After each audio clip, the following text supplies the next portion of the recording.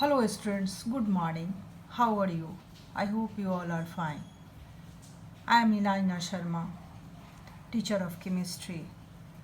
Today we are going to discuss about solid state, that is chapter 1 for class 12. Firstly, we are talking about the portions to be reduced. Now this time we are suffering from the corona pandemic. That's why so many portions are reduced by CBSE boards. Then now we are going to talking about solid state portions to be reduced. Electrical and magnetic properties. Now I am telling about the reduced portion of this chapter, solid state, that is the electrical and magnetic properties, band theory of metals, conductors, semiconductors and insulator, and N and P type semiconductors. These topics now this time reduced by CBSE board from this chapter, solid state chemistry class 12. Now I am going to start your lecture number 1 for this chapter, solid state. Firstly, this is the basic lecture, but this is the important lecture, solid state. Okay. Firstly, what is solid? And there are the three states of matter: solid, liquid and gases. Then what is solid? What is solid, what is liquid and what is gas? About solid, we are going to talking about the solid in this chapter, part of chemistry, class 12, solid state. About liquid, we are so many things we are discussing in subject physics. And about gases in class 11, that chapter was gaseous state of matter. Okay. Firstly, what is the definition of solid? Solid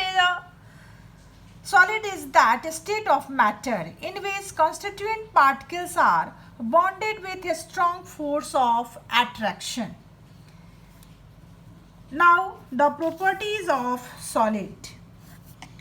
We all know solids have the fixed shape, size and volume. मतलब solid के shape, size and volume क्या होते हैं? Definite होते हैं. समझ गए? अब देखते हैं type of solid.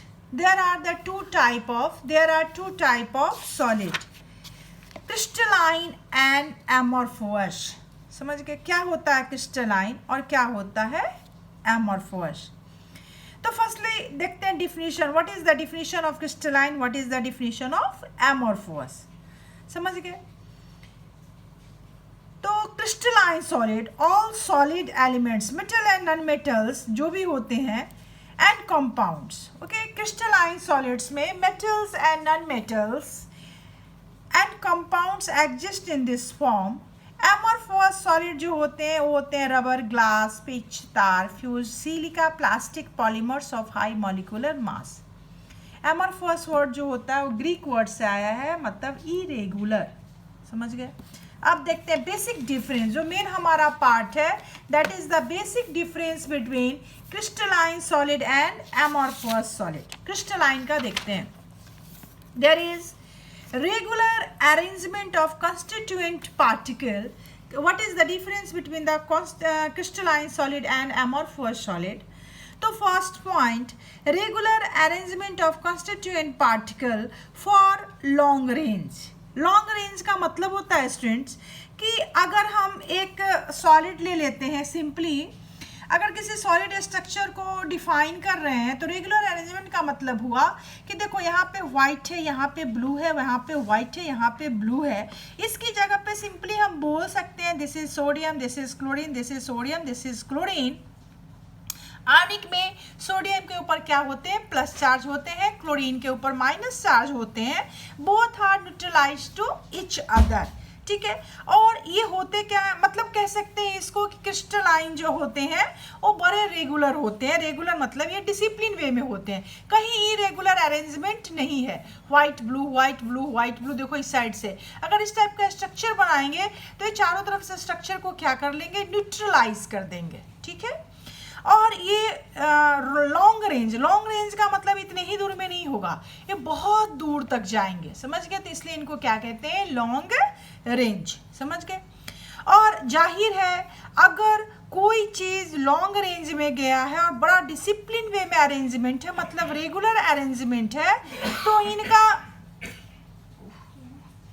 इनका force of attraction is very high, that's why, समझ गए, इनका फोर्स ऑफ अट्रैक्शन क्या होता है, very high, that's why marble is not breakable.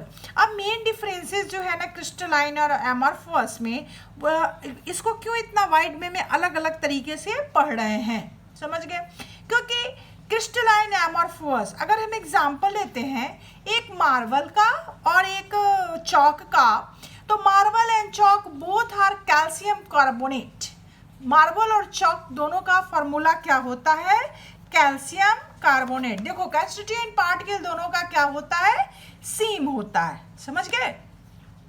तो यहाँ पे कैल्शियम कार्बोनेट में अगर मार्बल है चौक है, लेकिन देखो प्रॉपर्टीज अगर दोनों का देखते हैं तो दोनों में क्या है, ह्यूज डिफरेंस है प्रॉपर्टीज में। मार्बल और चौक में ह्यूज डिफरेंस ये है कि मार्बल को हम लोग ब्रेक नहीं कर सकते हैं, चौक को ब्रेक कर सकते हैं।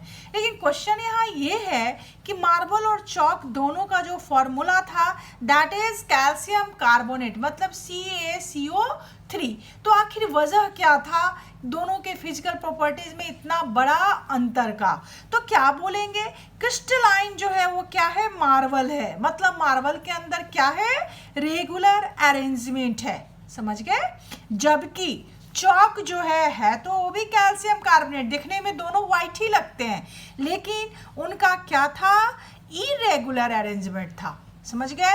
चौक में क्या था, इरेगुलर अरेंजमेंट था, मतलब व्हाइट के बाद ब्लू, ब्लू के बाद व्हाइट, ऐसा नहीं था, white white white, blue blue blue, like that, ठीक है।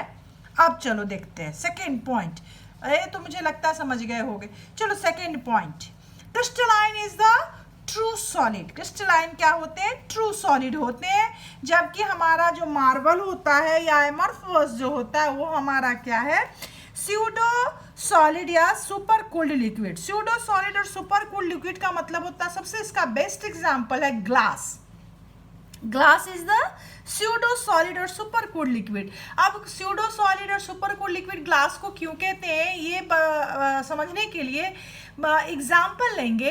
ओल्ड बिल्डिंग के जो ग्लासेस होते हैं ना, वो देखना, ओल्ड बिल्डिंग का जो विंडो के ग्लासेस होंगे ना, वो देखना नीचे से ना थोड़े वाइड हो जाते हैं, समझ गए, तो नीचे से उनका विड्थ बढ़ जाता है। आखिर वो विड्थ क्यों बढ़ जाता है, क्योंकि ग्लास जो है that is the example of pseudo solid, मतलब उनकी प्रॉपर्टी जो होती है वो क्या होती है, ऊपर से नीचे फ्लो करने की है। तो ग्लास भी सॉलिड, लेकिन that is the example of pseudo solid, और उनकी प्रॉपर्टीज क्या है, ऊपर से नीचे फ्लो करने की। तो जाहिर है ऊपर से नीचे आकर के वो क्या हो जाते हैं, मोटे हो जाते हैं, ठीक है। तो that's why glass is known as pseudo solid. अब पॉइंट थर्ड, सच पूछो जानते हो, point third is literally very very important. Crystalline solid के जो एमपी होते हैं ना, melting point is sharp. Sharp का मतलब ये होता है student, they have sharp melting point का मतलब होता है कि अगर मैंने कह दिया कि ये सॉलिड का मेल्टिंग पॉइंट 126 डिग्री सेंटीग्रेड है, तो इसका मतलब अंडरस्टूड है कि 126 डिग्री सेंटीग्रेड पे कंप्लीटली वो सॉलिड मेल्ट कर जाएगा, समझ गए। तो उसको क्या कहते हैं, मेल्टिंग पॉइंट इज शार्प, समझ गए। जबकि जो एमॉर्फस होता है उसमें melting point is not sharp, समझ गए, ये रेंज में जाते हैं। अगर कोई तुमको पूछेगा what is the difference between the crystalline solid and amorphous solid on the basis of melting point, तो बोलोगे कि मेल्टिंग पॉइंट शार्प होता है क्रिस्टलाइन में अगर किसी सॉलिड का हमने कहा है कि उसका मेल्टिंग पॉइंट 90 डिग्री सेंटीग्रेड है, मतलब 90 डिग्री सेंटीग्रेड पे वो सॉलिड कंप्लीट मेल्ट कर जाएगा, समझ गए। जबकि एमॉर्फस के केस में होता है कि एमॉर्फस मेल्ट करते हैं ऑन टेम्परेचर रेंज पे। टेम्परेचर रेंज मतलब अगर मैं जैसे एग्जांपल ले लेते हैं प्लास्टिक का, तो प्लास्टिक के बारे में मैं और तुम ऐसा समझे कि 200 डिग्री सेंटीग्रेड पे प्लास्टिक मेल्ट किया, तो देखना पहले ना वो प्लास्टिक हल्का गर्म होगा, गर्म होने के बाद नरम होगा, नरम होने के बाद पहले उसका एक टांग गलेगा, फिर दूसरा टांग गलेगा, मतलब ये क्या है, रेंज में मेल्ट करेंगे। This is the meaning of this. Okay, अब हमारा जो नेक्स्ट टॉपिक है ना, नेक्स्ट पॉइंट है, that is very important. Crystalline solid is anisotropic and amorphous is isotropic. इसको अलग से डिफाइन करेंगे अच्छे से वाइड में, because this is the main thing, very important thing. और ये 90% स्टूडेंट ना इस टॉपिक को लेके कंफ्यूज है कि what is the difference between isotropic and anisotropic. Okay, तो ये लेक्चर नंबर 2 में इसको डिफाइन करेंगे, what is the difference between isotropic and anisotropic. Okay, thank you students.